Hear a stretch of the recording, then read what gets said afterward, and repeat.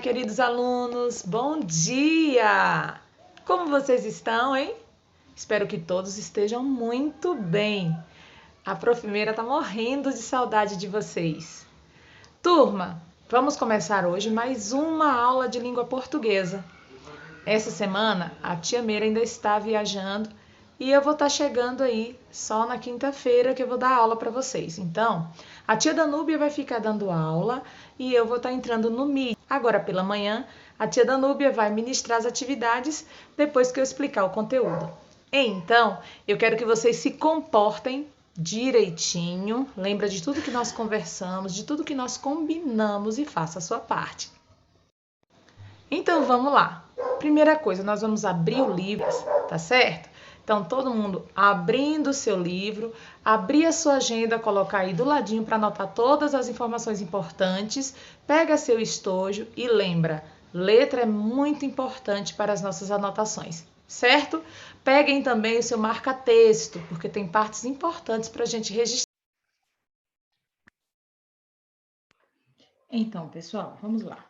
Eu não vou abrir a câmera hoje, porque a câmera do aplicativo aqui, tem uma resolução muito ruim. Como eu estou gravando à noite, não vai ficar legal, tá bom? Abra, então, seus livros. Abra seus livros na página 30. Humor. Vocês estão vendo aí do lado esquerdo o Charles Chaplin. Ele nasceu em 1899 e morreu em 1977. Vocês já devem ter ouvido falar um pouco sobre ele, né? Ter visto alguma coisa. Charles Chaplin foi ator e cineasta inglês, celebrado no cinema mudo, ou seja, houve uma época da TV que não tinha vozes. O cinema, os filmes eram feitos apenas com mímicas. Celebrado no cinema mudo, Chaplin tem como um de seus filmes mais famosos O Vagabundo, com a personagem Carlitos, um homem pobre, mas com a aparência de um cavalheiro.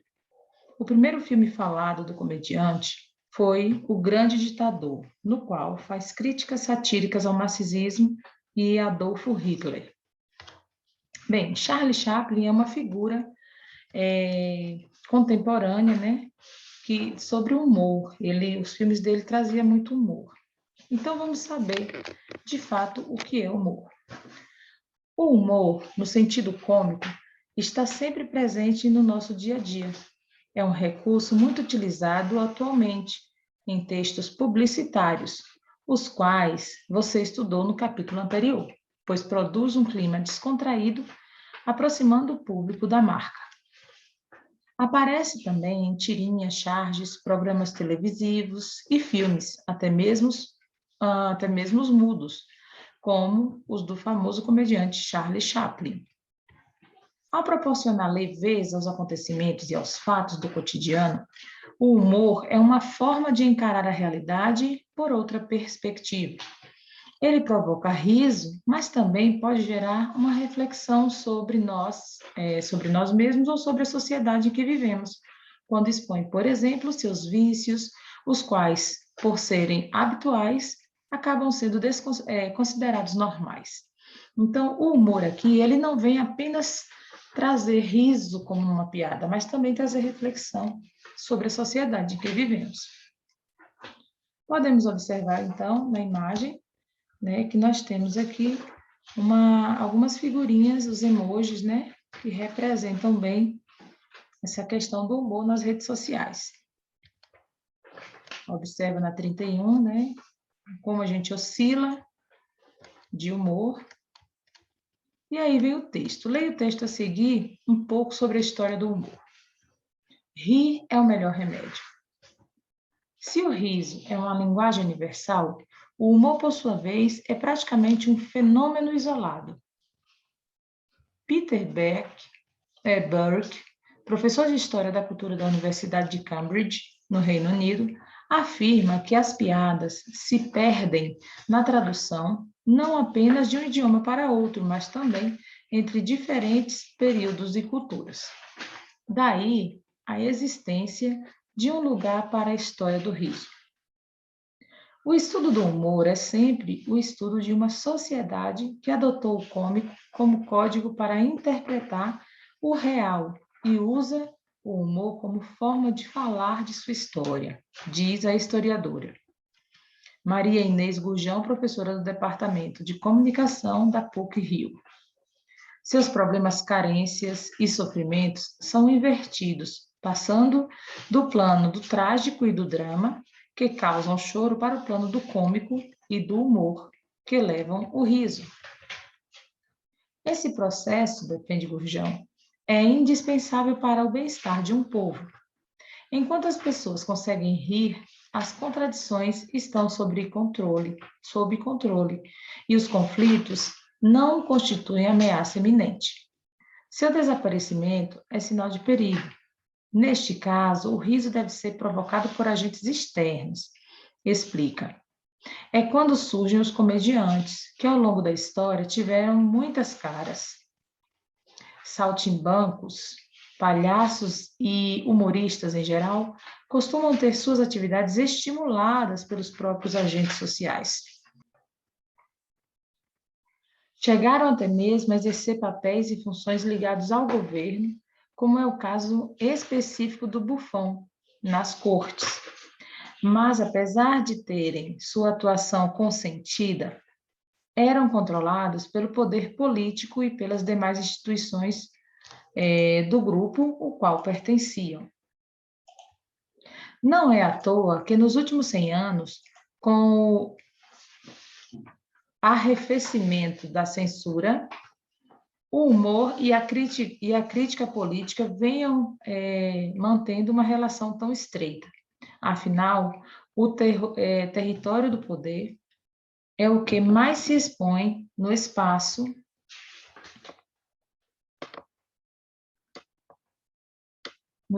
público e constitui uma origem óbvia para o descontentamento popular. Mas nem sempre foi assim, aponta Elias Tomé Saliba, professor de Teoria da História da USP, o autor de Raízes do Riso. Quando não existia propriamente um espaço público, a história ocidental, a grosso modo, antes da Revolução Francesa, o humor incidia muito mais sobre a crítica dos costumes e dos comportamentos.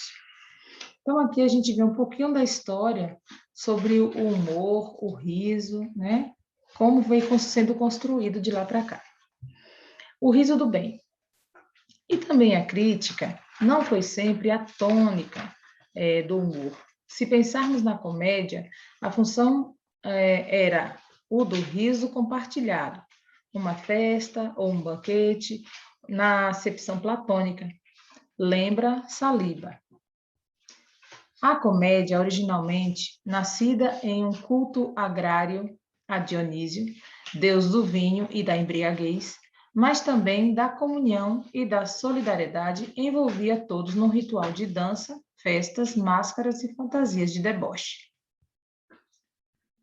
Na Idade Média, a cultura cômica esteve profundamente ligada às festas populares, já que o riso tinha sido expurgado do culto religioso, do cerimonial feudal, da etiqueta aristocrática e de todas as formas de cultura oficial.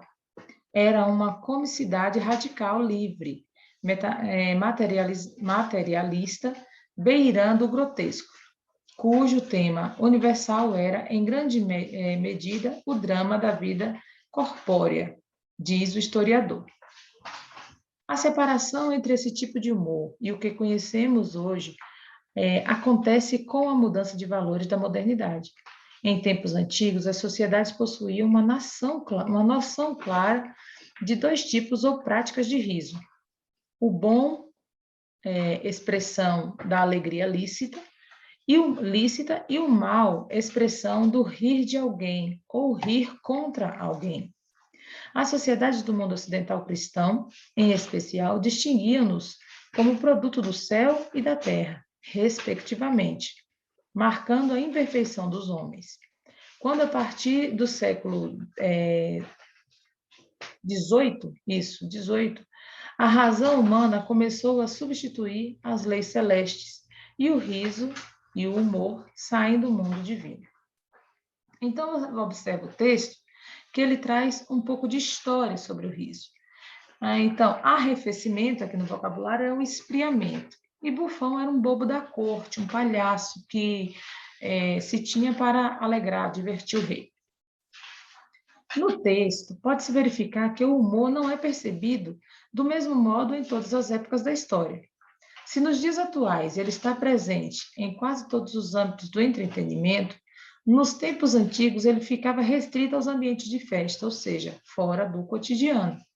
Apesar das mudanças, o riso consiste em um elemento humorístico que permanece em todas as épocas. Dentre os textos com finalidade humorística estão as piadas ou anedotas, cartoons, tirinhas e charges.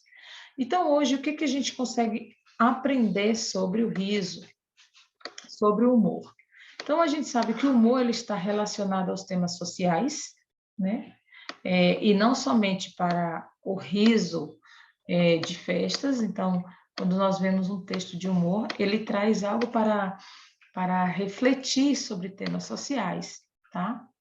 E agora nós vamos falar um pouquinho sobre ironia, que está diretamente ligada ao humor. Nos módulos anteriores, você viu que o humor é importante para lidar com a vida, pois ele consegue proporcionar leveza a fatos sérios. Muitas vezes a comicidade é acompanhada de ironia. Grifem esse primeiro parágrafo, tá, gente? Muitas vezes a comicidade é acompanhada de ironia, que pode ser considerada um humor mais sutil. Ela também é muito empregada no dia a dia, mas por exigir a identificação de algo que não é claramente manifestado. Seu sentido nem sempre é compreendido de maneira como os enunciados imaginaram. A ironia, continua grifando, a ironia é uma figura de linguagem pela qual se expressa o oposto daquilo que se pensa. Com isso, no enunciado irônico, há sempre uma duplicidade de sentido, o dito e o não dito. É preciso ler nas entrelinhas. Então, grifa, a ironia é uma figura de linguagem, e grifa também isso aqui, ó. É preciso ler nas entrelinhas para identificar o que está implícito, ou seja, aquilo que não está escrito, mas que é entendível, tá? Então, a ironia nem sempre ela vai estar clara, muitas vezes ela vai estar subtendida dentro dos textos. E aí é onde a gente precisa interpretar o texto. O que o texto quer me dizer? Observe o exemplo. Maravilha, vamos ter que refazer todo o trabalho. Beleza. A palavra maravilha, neste exemplo, não apresenta o sentido literal de extraordinário, encantamento, ou seja, algo positivo. Nesse sentido, nesse contexto, ela tem um sentido de aborrecimento, ó. Pode grifar aqui. Ela tem um sentido de aborrecimento, insatisfação, pelo fato de ter de refazer o trabalho. Na oralidade, geralmente, a conotação negativa pode ser identificada pelo tom dos interlocutores, que não usariam voz muito entusiasmada nesse contexto. Então, vocês podem grifar de há um sentido de aborrecimento, insatisfação, até trabalho, tá? Continuando. Quando a ironia é mais sutil, a ambiguidade é mais difícil de ser identificada. A ambiguidade é os dois sentidos em apenas um contexto. É comum haver isso quando o texto traz críticas a uma situação social, política, econômica, etc. Nesse cenário, a ironia pode estar presente em todo o texto, havendo a afirmação de ideias que, na verdade, são contrárias à opinião dos autores. Bem, até aqui, eu gostaria que vocês comentassem junto com a professora Danúbia. Gostaria de ouvir de saber a opinião da Nara, da Júlia, da Esté, Maria Fernanda, o Caio, né, que está vindo agora presencialmente. Então, gostaria de ouvir algumas opiniões, não precisa ser todos, mas que a gente discutisse um pouco sobre essa questão da se a ironia ela é importante, se ela traz uma reflexão. Existe a ironia que é maldosa também, né? Que ela fere pessoas. Então, eu gostaria de ouvir vocês. Então, nesse momento, eu gostaria que vocês dessem uma troca de ideias, tá bom? Observe um exemplo de ironia no trecho do texto de Machado de Assis. Memórias Póstumas de Brás Cubas, capítulo 1, óbito do autor. Dito isto, expirei às 2h de uma sexta-feira do mês de agosto de 1869, na minha bela chácara de Catumbi. Tinha uns 64 anos, rijos e prósperos. Era solteiro, possuía cerca de 300 contos e fui acompanhado ao cemitério por 12 amigos. 11 amigos. Por 11 amigos, desculpe. 11 amigos. Verdade é que não houve cartas nem anúncios. Acresce que chovia. Peneirava uma chuvinha miúda, triste e constante. Tão constante, tão triste, que levou um daqueles fiéis da última hora a intercalar esta engenhosa ideia no discurso que proferiu à beira da minha cova. Vós que o conheceste, meus senhores, vós podeis dizer comigo que a natureza parece estar chorando a perda irreparável de um dos mais belos caracteres que tem honrado a humanidade. Este ar sombrio, estas gotas do céu, aquelas nuvens escuras que cobrem o azul como um crepe funéreo, tudo isso é a dor crua e má que lhe rói a natureza, as mais íntimas entranhas. Tudo isso é um sublime louvor ao nosso ilustre finado. Bom e fiel amigo, não me arrependo das 20 apólices que lhe deixei. Machado de Assis, do livro Memórias Póstumas de Brás Cubas, que inclusive tem na biblioteca da escola. Para entender melhor, a apólice é um tipo de investimento financeiro. Crepe funéreo é um tecido negro que se usa em sinal de luto. Entranha, cada um dos órgãos alojados no interior do ventre de alguém, ou seja, as vísceras. Entrelinhas, ideias e intenções que não estão explícitas ou diretamente expressas numa mensagem. Rígio é algo duro. Beleza. Quando a gente observa um texto desse, a gente fica tentando entender a época e o que faz o autor escrever. O narrador do texto, Brás Cubas, faz o seguinte comentário sobre a pessoa que discursou em seu enterro. Ele diz, bom e fiel amigo. Se o texto terminasse aí, seria adequado pensar que o orador era, de fato, um grande amigo de Brás Cubas. Porém, verifica-se que há outro sentido na frase quando se continua a ler o parágrafo. A observação do narrador de que deixou dinheiro ao amigo faz o leitor reavaliar o que pensou inicialmente sobre as palavras de Brás Cubas. Na realidade, não há sentimentos sinceros do orador em relação ao defunto, pois ele foi ao enterro como uma obrigação pelos ganhos financeiros que obteve com a relação entre eles. Assim, verifica-se que o narrador é irônico quando diz bom e fiel amigo, pois ele pensa o contrário disso. Quem aqui já passou por alguma situação em que alguém falou alguma ironia sobre você? Ou se você já usou de ironia para falar de alguém?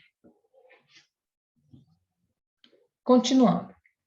E foi assim que eu cheguei à cláusula dos meus dias. Foi assim que me encaminhei para o Undiscovery Country de Hamlet, sem as ânsias nem as dúvidas do moço príncipe, mas pausado e trôpego, como quem se retira tarde do espetáculo, tarde e aborrecido.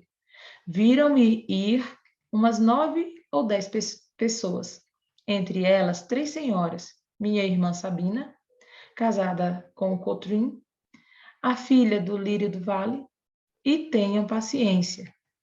Daqui a pouco lhes direi quem era a terceira senhora.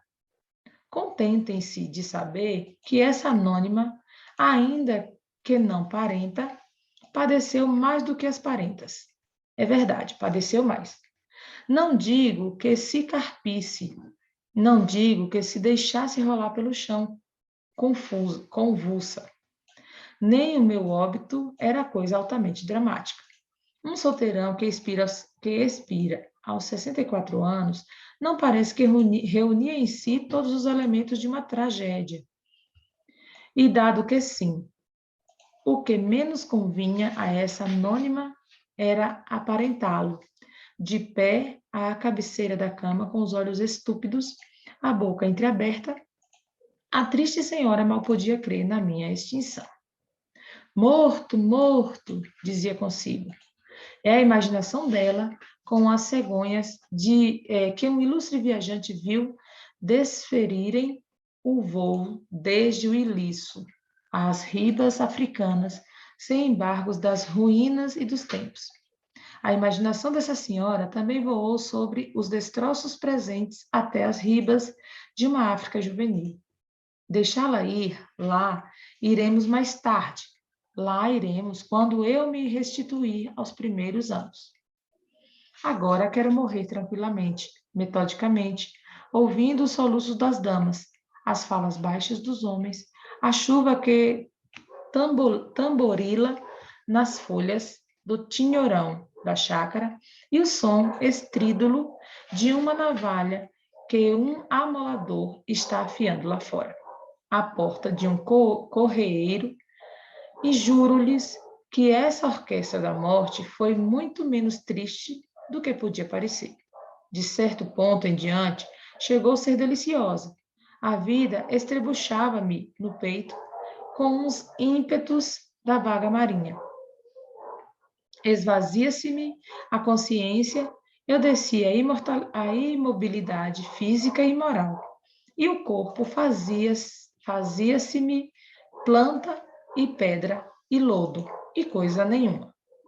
Morri de uma pneumonia, mas se lhe disser que foi menos a pneumonia do que uma ideia grandiosa e útil, a causa da minha morte, é possível que o leitor não me creia, e todavia é verdade. Vou expor-lhe sumariamente o caso.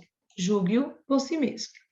Tinhorão é uma espécie de planta venenosa. Bem, nós pararemos aqui.